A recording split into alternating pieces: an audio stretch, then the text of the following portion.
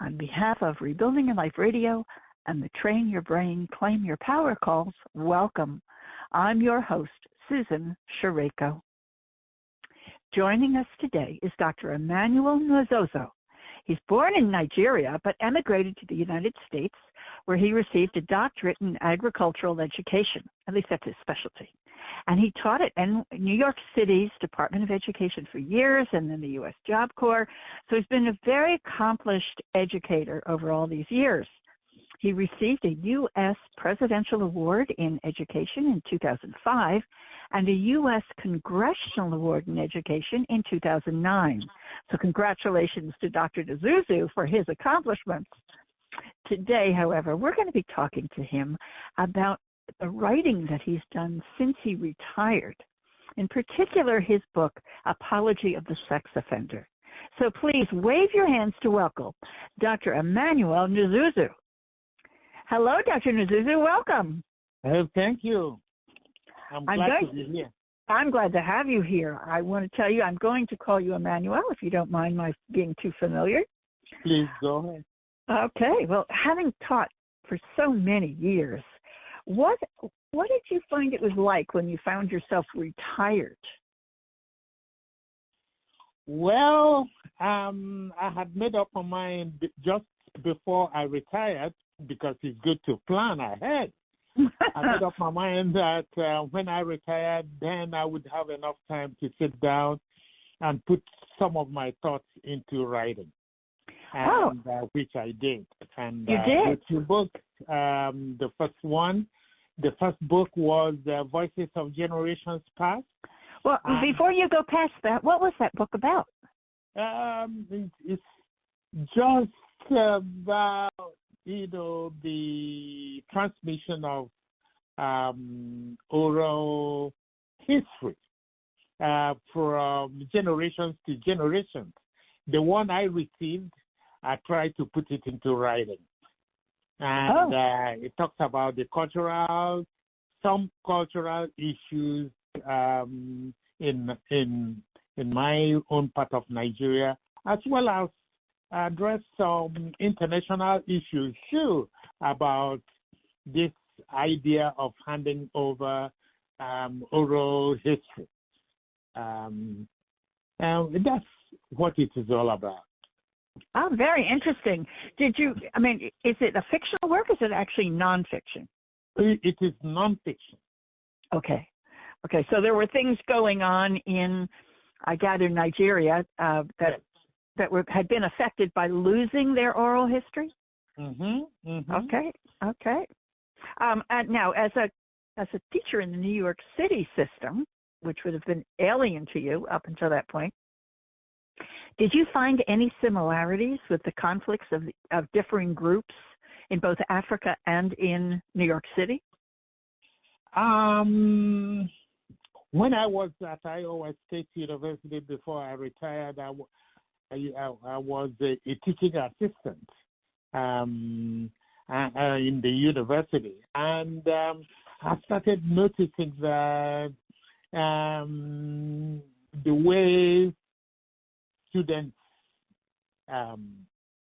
talk to their professors, sometimes in a very bombastic manner, and when I came to New York, I found almost the same thing with high school students talking to their teachers. Not the way we do so in Nigeria, but that was the first thing that happened. That attracted my attention.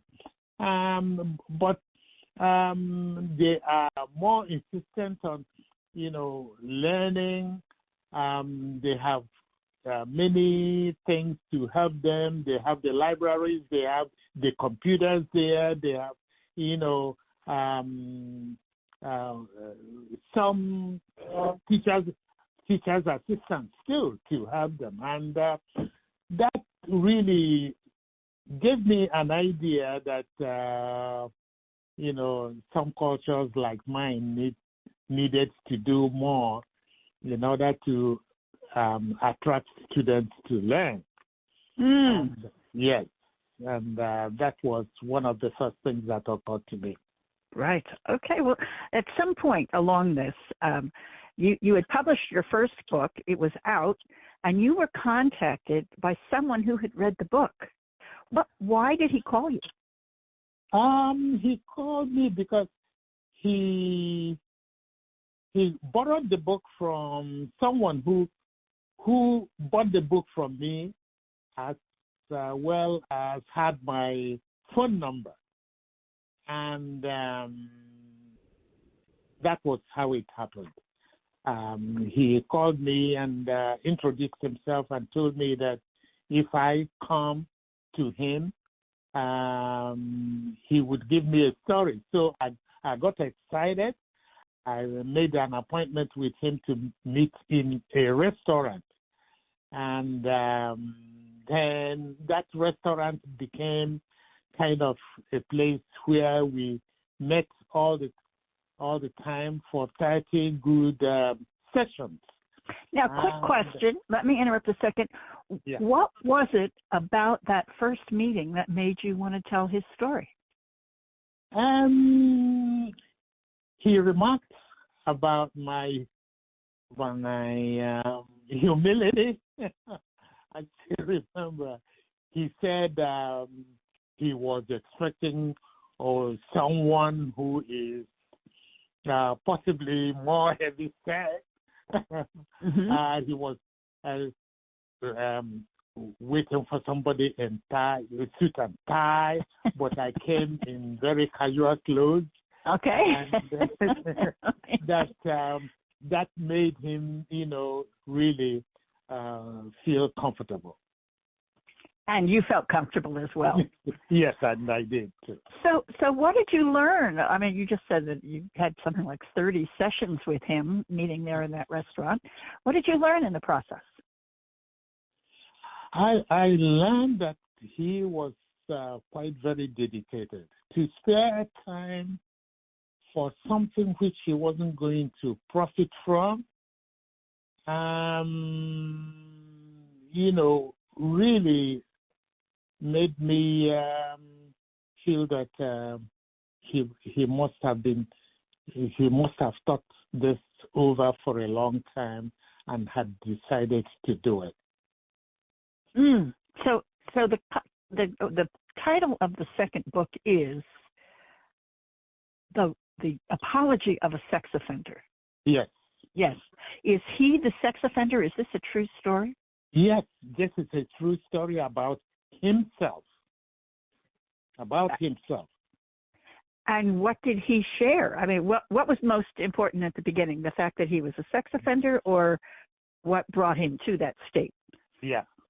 I was really shocked when he told me that he was the sex offender and that what he was telling me was an opportunity to make a public apology. That okay.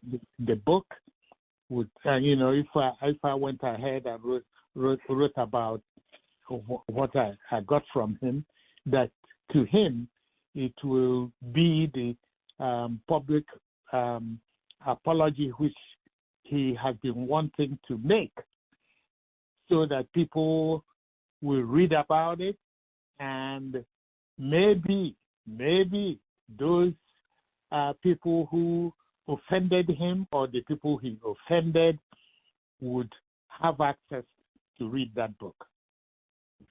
Got you. Okay, so he was labeled a sex offender. Did he tell you what the sex offense was? Did you find yourself appalled, or was it? Did you have a totally different reaction?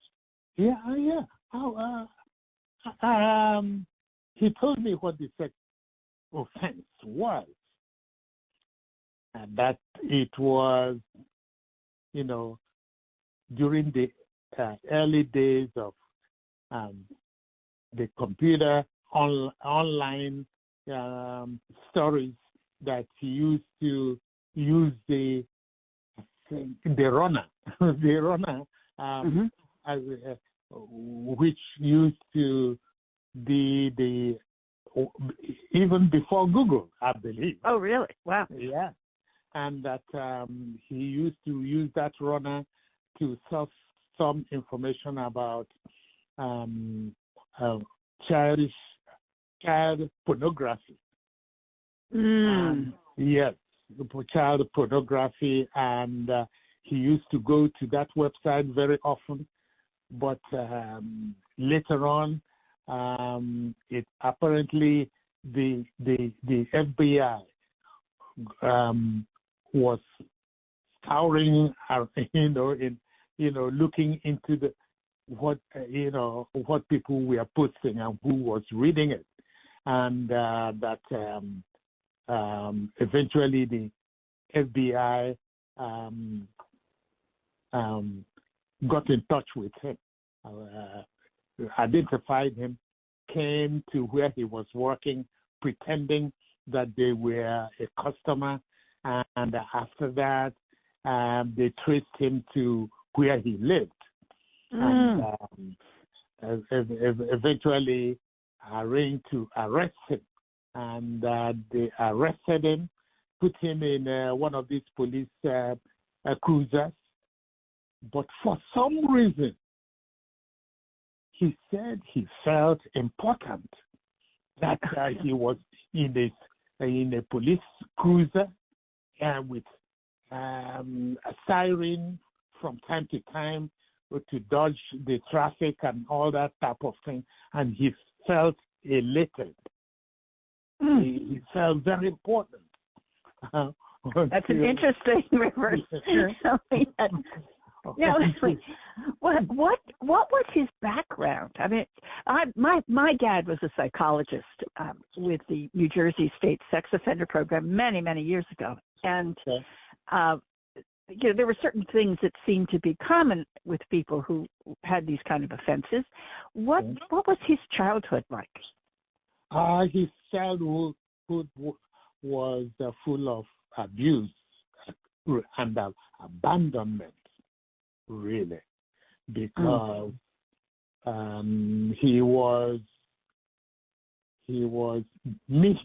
miniature in status. I mean, we are talking about someone who is 3 feet 4 inches. Oh my! Yeah. Very small. Oh, very small. What we would call a little person. A little person, yes. And the first shock he got was when he started school, and he felt they took him for physical exam, and the doctor told him that he needed to go to an endocrinologist. When he did, it was this specialty doctor that told him that he wouldn't grow past 3 feet 8 inches tall. That something was wrong with his growth hormone, and that there wouldn't be any cure to that. So that was the first shocker. And then his father left the mother, left the home soon after, maybe discouraged of the fact that, this bad news coming in. And even his adopted, I would say his adopted sisters left with the father, because the father had 2 girls before he married the mother, and brought them along. And when the father now relocated to the West Coast, took these 2 girls away with whom he used to play all the time, and he was very fond of them. That that was really very very hard on him. He said he felt it so bad and cried And then he started school because of his stature, because of his small size. The students were, tormenting him. That he couldn't climb the stairs, he couldn't do this, couldn't do that. And then, unfortunately, and very unfortunately too, one of the custodians took liking on him. He thought it was for a good purpose, only to take him to a hidden corner and abused and fumbled him and abused him. That's very sad. Yeah. Okay. He continued going to school with all the torment he was receiving from boys and girls. And at one time,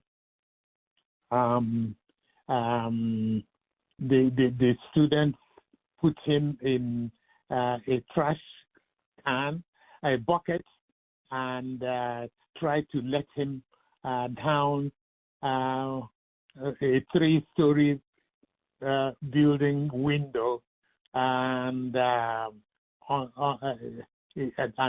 drew the attention of the whole school and the neighborhood, and all that, filled his mind when he was growing up, and he felt really very bad about it.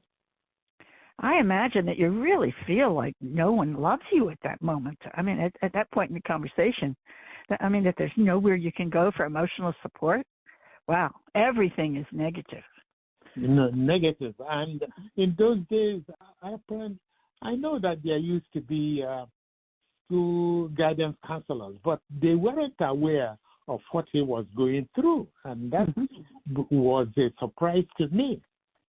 That, if he had been protected, maybe given the support, maybe certain things wouldn't have happened.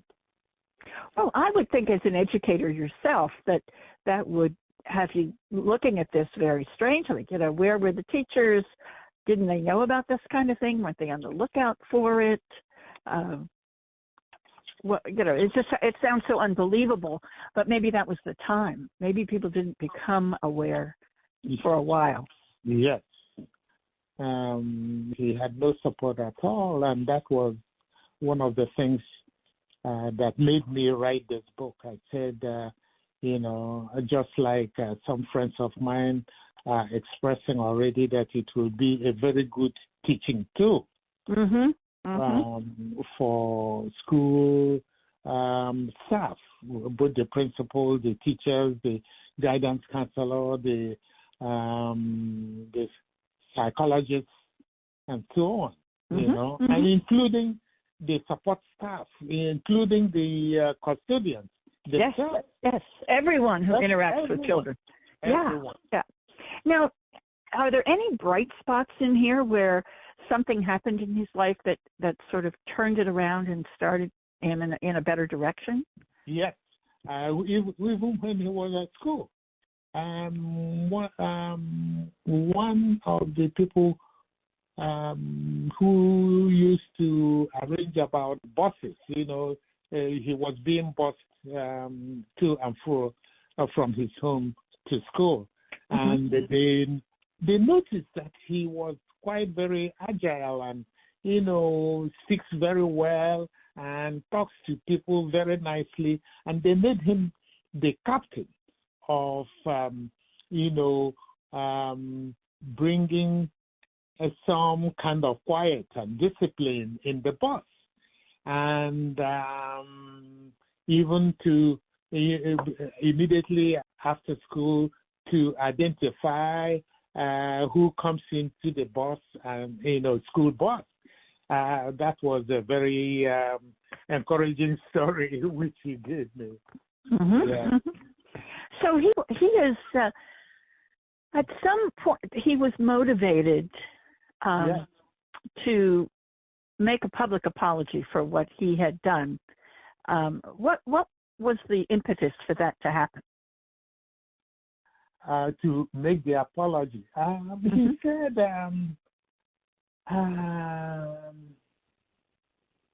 One time someone, a friend of him, or a friend of his, invited him to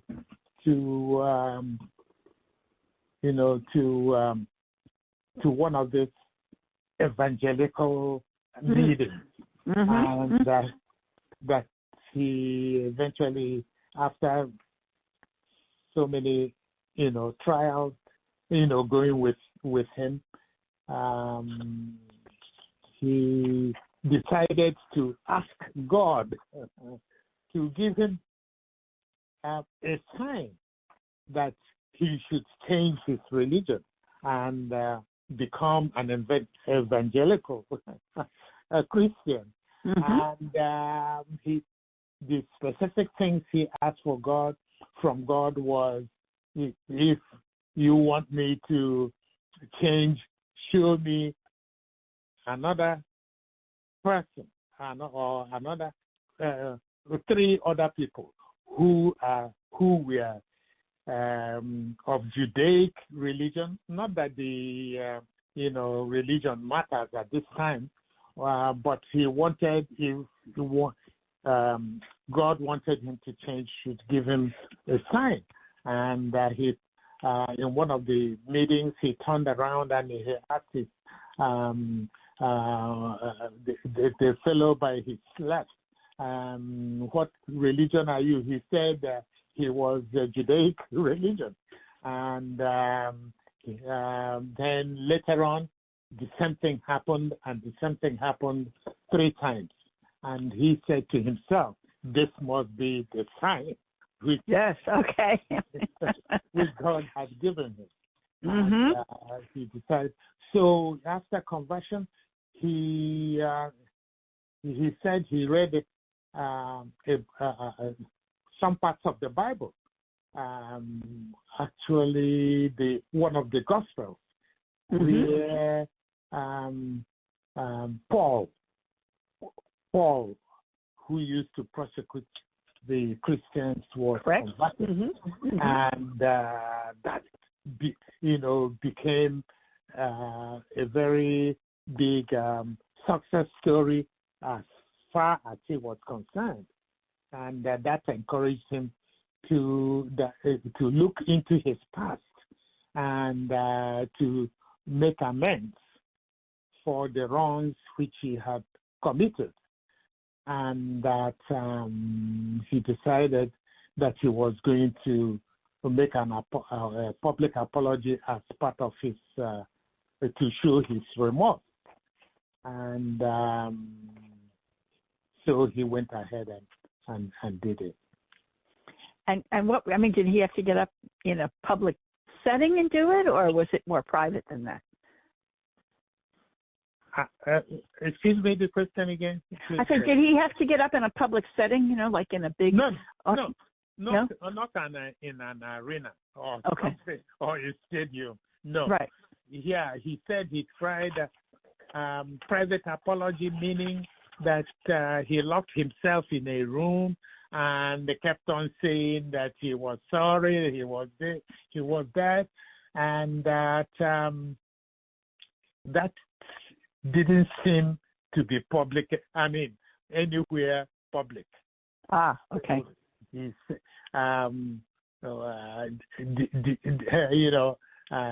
he wouldn't come out to the square or to any public place to announce himself. So he decided that after reading my first book, that said to him that do you know what, you can make your public apology just writing a book. But since he wasn't very versed in writing, because he said he had the worst writing ever that people don't read. So the best thing would be to look for someone who was going to write it. And when he read my book, that solidified his. That became it. Yes. Yes. Okay. So, did it help? I mean, having the book written, or having that sort of public presentation, did it make a difference to him? Yeah. After writing the book, I gave him copies of the book. I gave him 4 copies of the book in the first place. He read it. He was so excited. And he passed on the book to a few other people whom he knew. And one of them in particular did not know that he was the person living a pseudonym used in the book.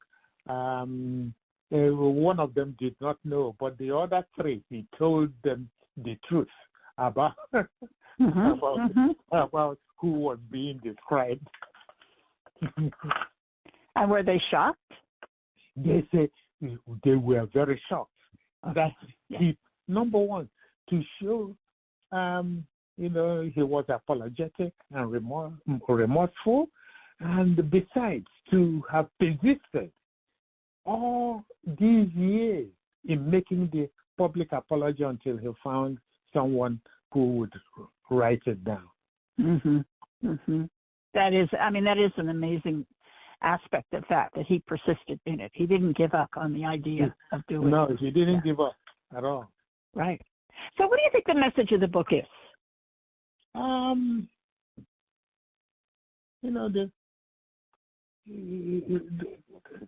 To show people that that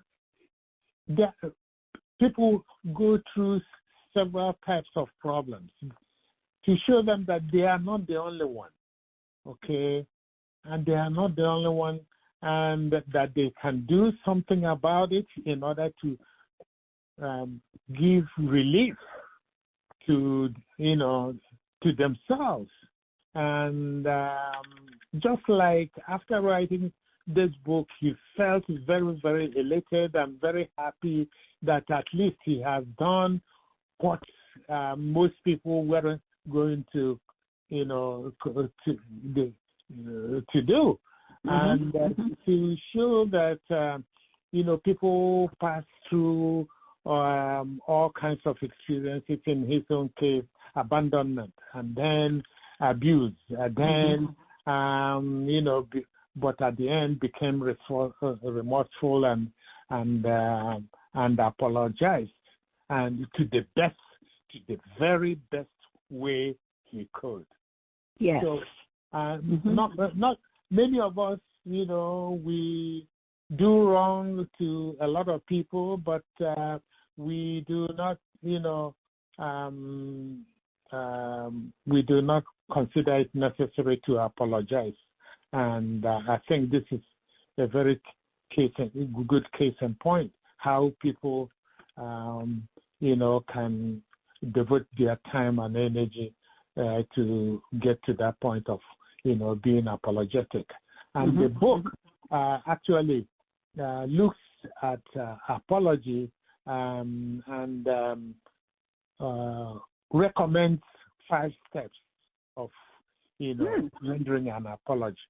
It's not just enough to say, I'm sorry.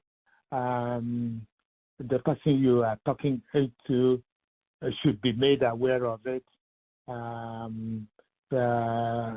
Sometimes apologies are followed by, some kind of recompensation, that would follow.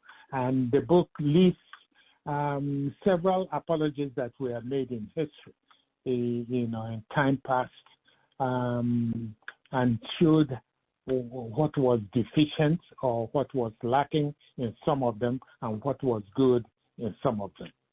Oh, interesting. Interesting. Yeah. Really looks at that process. I don't think I've ever seen anybody do that. So in the context of another story. So that's very interesting. What would you like to see happen with this book? I would like people to read it. That's a good place to start, right? Yeah, to read it. And secondly, to use it in teaching other people. And finally, I'm hoping that some people who do movies would get interested in this book because, it is there are very, very exciting experiences in this book that should be, that people should see in a movie form. Mm-hmm. Mm-hmm. And now, when you say that as a movie, I mean, you can have major motion pictures, or you could have video trainings where people see what's happening, and they, and as educators, as someone in a professional capacity, can use it as an example. Do you have a feeling one way or the other which you would prefer? No. To me, all this is a first experience to me too. I've never written a movie script before. But, I just imagine people seeing some parts of this book in a motion picture, in one of these movies, and with some of the very captivating parts of this story, I think it will make a very good one. And eventually, the movie could be, adapted to training. A psychiatrist who looked at this book actually wrote about this book in 6 pages, analyzing exactly what went wrong. And I believe that, this book would be a very good teaching tool to many educators and practitioners. Absolutely. It sounds as if it would, because it isn't a topic that's talked about very often or very openly. And it's a combination of, acceptance of a disability, of of your own child, and abandoning that child, as well as the overtones that came later, but in the abuse issues. But very, very interesting. Okay, well, I think, where is it available if they want to go, when they're ready to go take a look at it? It's available in Amazon, and it is available in Barnes&Noble, online. They can always reach this book and let them look for the second edition of this book that has a black cover on it. Okay. Yeah. Now, is it, how many versions do you have? Is paperback, hardback, digital? Yeah, we have paperback and hardcover. Okay. Yeah, that's the extent we have. All right. Well, that's wonderful. I want to thank you so much for sharing this work with us, Emmanuel. As I mentioned before, my dad was a psychologist, and in general, these stories are traumatic, and they're very difficult to discuss. But unfortunately, there are too many of them. All those people have some sort of a story behind it. So to hear one of them and to get a feeling for what happens to people is really significant. Absolutely. As a reminder to our audience, we've been speaking with Dr. Emmanuel Nwozuzu about his book, Apology of the Sex Offender, which is available at Barnes&Noble and Amazon. So thank you again, Dr. Nwozuzu. I hope you also have the opportunity to find a way to at least capture this story on video, at the very least as training materials for educators and medical personnel. Thank you so much, Susan. All righty. Well, thank you again for your time. That's a wrap, everyone. Bye for now, and have a great day.